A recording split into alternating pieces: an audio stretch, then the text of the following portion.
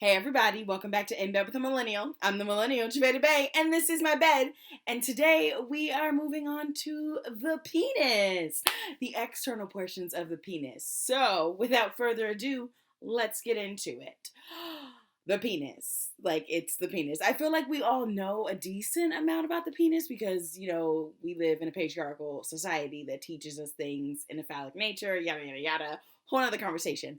But let's actually dig into the aspects of the penis because there's a lot to the penis that we don't give credit to. We're kind of just like, oh, it's a penis.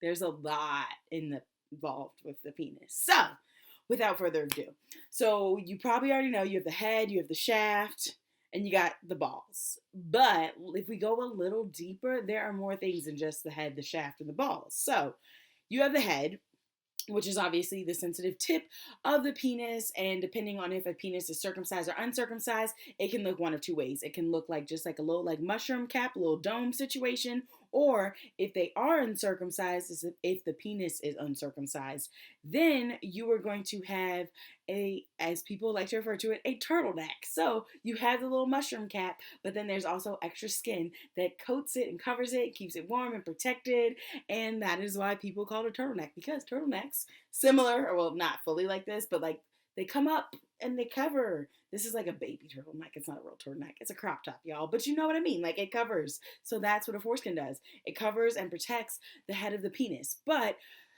for some weird reason, it's become a thing, and like circumcisions became like very popular in the medical field, and babies are circumcised upon birth. But there is actually no medical need for circumcision.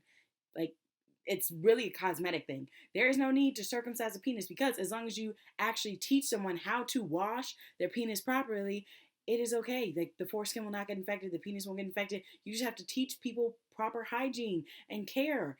But, that's a whole nother conversation as well, circumcision. But, regardless. So, you have the head of the penis, you potentially have the foreskin if they are uncircumcised, and then moving from that, we're getting to the shaft of the penis, which is made up of two parts, two different types of tissue.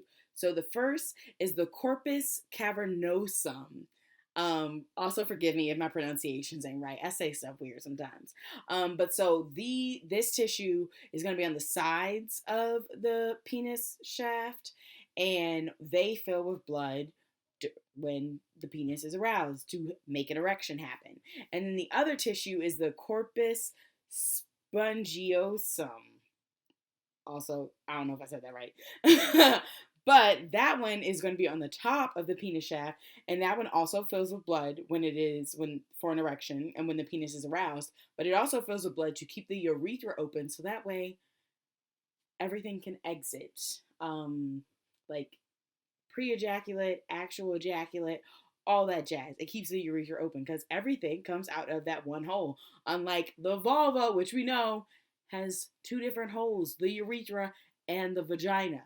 But, And then we also, at the end of the penis, at the tip of the head of the penis, you have the urethra opening, which is the hole in which pee, ejaculate, pre-ejaculate all exit the body. So it is a one-way exit type of situation with the penis.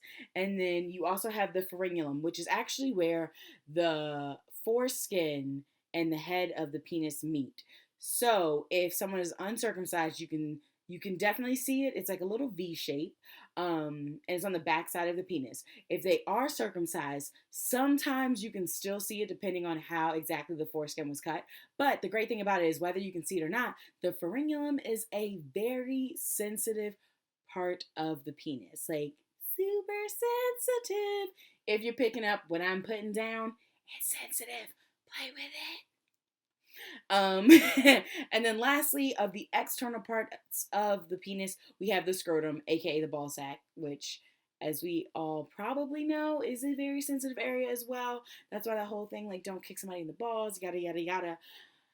That's the scrotum. It is a very sensitive area. And when we talk about the internal aspects of penis anatomy, I will get into greater detail about what's inside that ball sack that is so sensitive. But that, my friends, is the makeup of the external portions of the penis. So we have the head and the shaft. head is going to be the actual head of the penis, foreskin if they are uncircumcised, and on the back side you are going to have the frenulum, which is where the foreskin and the head of the penis meet. Then you have the shaft, which is made up of the Corpus Cavernosum and the Corpus Spongiosum. And you have the urethra, which is the pre-ejaculate hole that is at the end of the head of the penis. And the ball sack. And that is all of the penis. So I hope today you learned something new. And if you're anything like me, you probably did, because who actually knows what the names of tissues in the body are? Like, I just thought all body tissues were just, it's tissue. No, tissues have different names. And we now know that the penis shaft has two different types of, two different named tissues within it. And I think that's pretty cool. But until next week, I hope that you go and share this with someone and be like, yo, did you know that this is the different types of tissue in the penis? And definitely like this video, share it with your friends, comment, let me know if you learned something new about the penis, and make sure you subscribe to this YouTube channel, because next week we're coming back and we're going to the inside of the penis and the male reproductive system. So until then, I'm gonna see y'all later. Deuces.